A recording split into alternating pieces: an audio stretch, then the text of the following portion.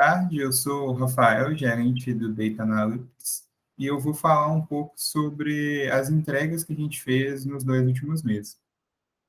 Nós basicamente trabalhamos em duas frentes. A primeira foi a construção de um ETL para extração de dados.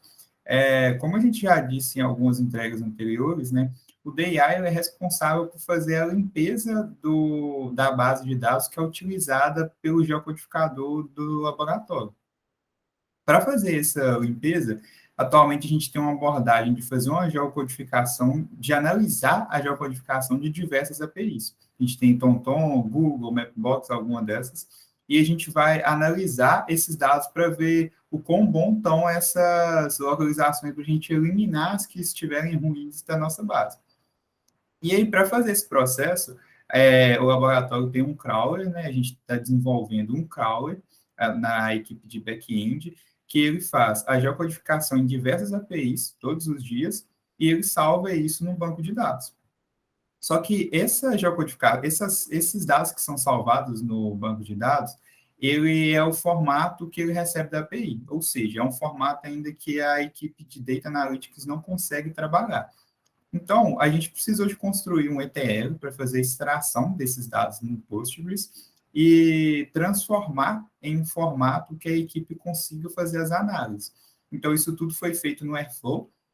Ele roda uma vez por dia, fazendo a extração desses dados, a transformação e também tem um processo de validação. Ou seja, a gente quer garantir que esse crawler está rodando todos os dias, mas ele não está produzindo lixo, né? Não está produzindo dados ruins. Então, a gente tem algumas validações aqui, algumas etapas de validações que ela roda nesse processo do Airflow. Então, basicamente, a gente tem três, né?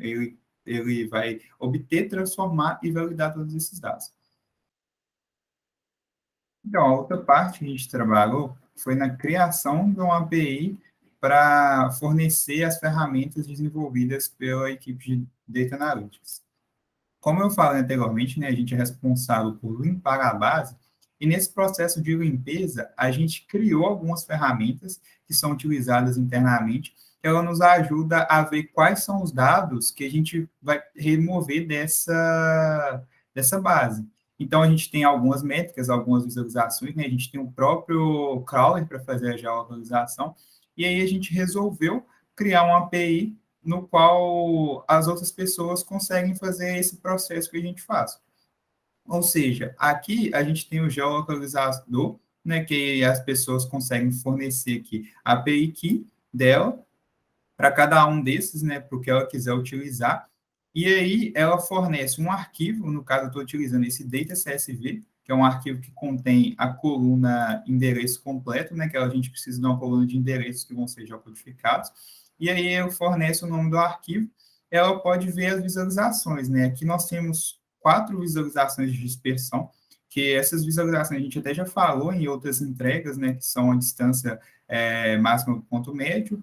Então, do lado a gente tem a barra de cor, né, que você pode ver como ele está errando, né, aqui mais próximo do vermelho está errando mais. Então, a gente tem isso, 4 dispersões, né, que é essa distância máxima entre APIs, a distância média entre as APIs e o desvio padrão entre as APIs, todos seguindo essa mesma ideia. E aí a gente tem ainda uma que mostra onde cada API geocodificou o ponto, que também já mostramos anteriormente, e uma para ver se o ponto está dentro ou fora da cidade. Então, se o ponto cai fora da cidade, ele fica em vermelho aqui.